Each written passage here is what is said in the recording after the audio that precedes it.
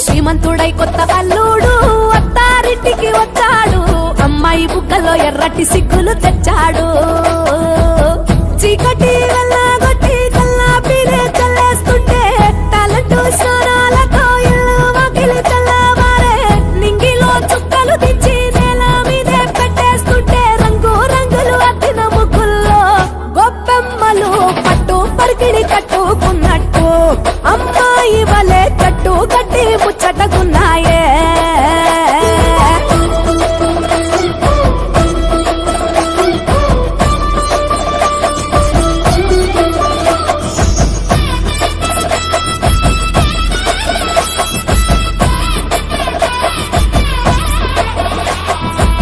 పురాణ మోపు గట్టి రంకెలేసే ఎడ్ల పోటీ, గుడి గంటలు మోగేనట పండగనే చాటి, కంజు భలే ఈల కొట్టి పుంజు